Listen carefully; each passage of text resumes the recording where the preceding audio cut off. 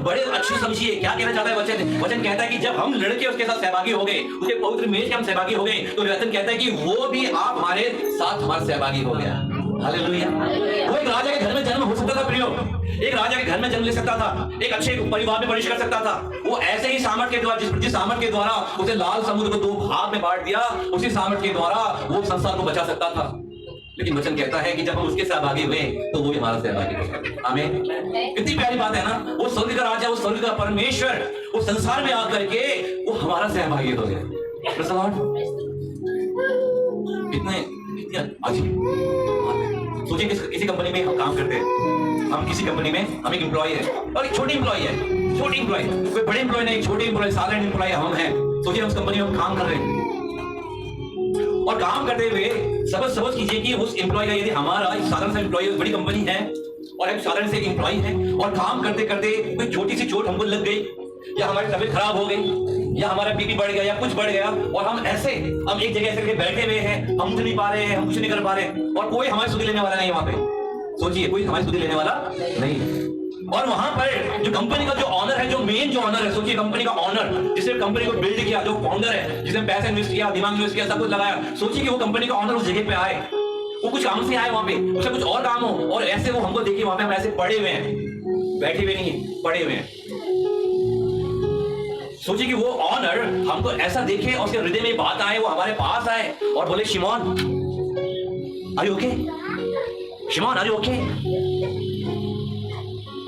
वो कंपनी का ऑनर गए ना पड़ेगा, हालेलुया, जिसको बुलाएगा उसको आना पड़ेगा और बोले आओ यहाँ, इसको उठाओ और डॉक्टर के पास लेके जाओ।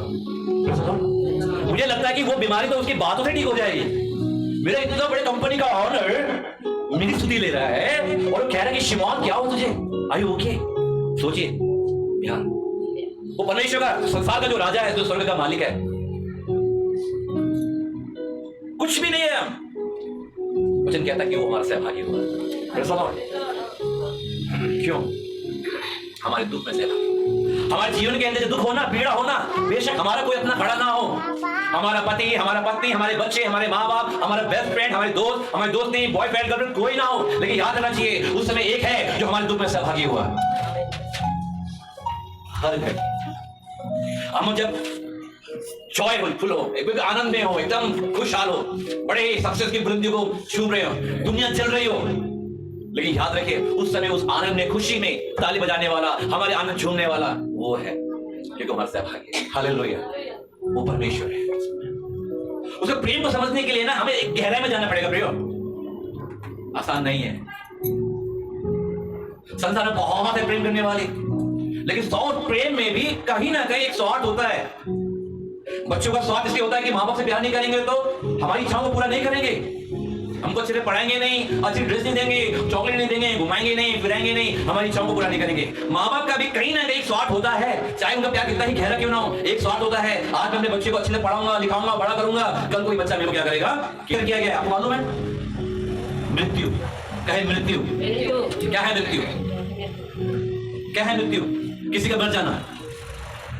मर जाने का दूसरा डेफिनेशन क्या है कि छोड़ के चले जाना सदा काल के लिए, बोलते हैं ना, वो संसार को छोड़ के, वो अपने बच्चों को छोड़ के, दूसरी भाषा में कहे तो वो मर गए। मृत्यु। इब्रानियों का लेखक बात कहता है कि ताकि मृत्यु के द्वारा उसे, ये कौन सी मृत्यु है साहब? ये मृत्यु की बात कर रहा है, ये मृत्यु जो क्रूस में यीशु ने ली आज के दिन सलीब पे। क्यों? इसके पीछे एक कारण है। वो कारण क्या है? वो कारण है शैतान को हराना, मृत्यु पर विजय पाना। हालेलुया। क्यों मालूम है? शैतान का सबसे बड़ा हथियार क्या है मालूम है आपको? सबसे बड़ा मृत्यु। बोले मृत्यु, मृत्यु। इसीलिए तो सब लोग मरने से डरते हैं। आदम की वाटिका में जब परमेश्वर ने जब आदम और इसको दिया हवा को, वहां पे कमांड किया। कमांड क्या थी?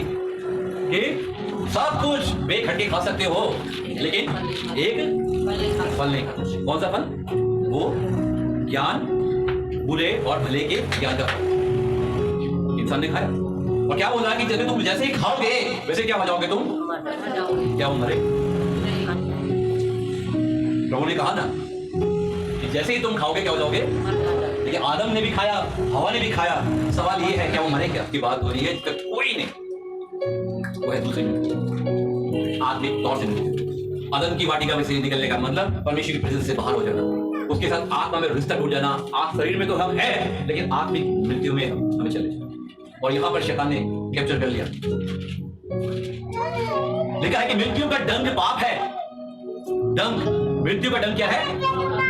मृत्यु कैसे हम पर हावी होती है? दूसरी मृत्यु, एक इंसान, एक छोटा सा बालक जो अभी जन्मा है, सोचिए एक नन्हा सा बालक जो अभी जन्मा है, वो अभी पैदा हुआ है, वो एक अभी जस्ट अभी पैदा हुआ है, वो बड़ा होता है, बड़ा होता है, बड़ा होता जाता है। पहले वो छोटे से छोटी सी, जब वो चलने लगता है या कुछ करने लगता है तो छोटी छोटी भूल करने लगता है, छोटी छोटी क्या बोलेंगे, गुस्ताखियां करने लग जाता है, गलतियां करने लग जाता है। लेकिन जब वो बच्चा जब धीरे धीरे जब बड़ा होने लगता है तो वो गलतियां धीरे धीरे किसमें जाती है? वो अपराधों में जाती हैं, है ना। फिर वो चोरी करना, झूठ बोलना, छल करना, व्यभिचार करना। सोचिए वो धीरे धीरे धीरे वो जिस प्रकार से वो बच्चा बढ़ रहा है, उसके पाप की जो छोटी गलतियां हैं, जिसको कई बार हम देखते हैं बच्चा ही तो है ना, कई बार बोलते हैं ना, क्या ये बच्चा ही तो है, वो तो वो जो छोटा बच्चा है वो बच्चा ही तो है। सोचिए अगर वही गलती कोई बड़ा करे तो हम क्या बोलते हैं? छोड़ते हैं।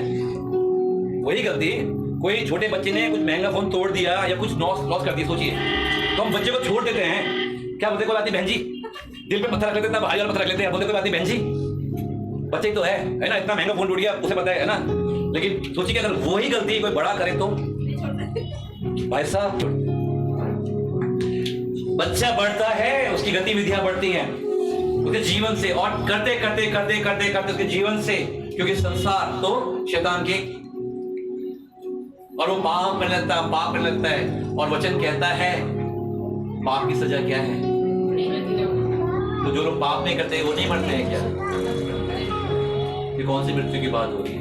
ये दूसरी मृत्यु की बात हो रही है, ये आत्मा की मृत्यु की बात हो रही है। हालेलुया। कितने लोग मेरी बात को समझ रहे हैं? यीशु इसलिए कुर्बान नहीं हुआ कि हम शरीर में ना मरे, लेकिन वो इसलिए कुर्बान हुआ कि हम आत्मा में ना मरे। हालेलुया। और इसीलिए लिखा है कि मृत्यु का दंड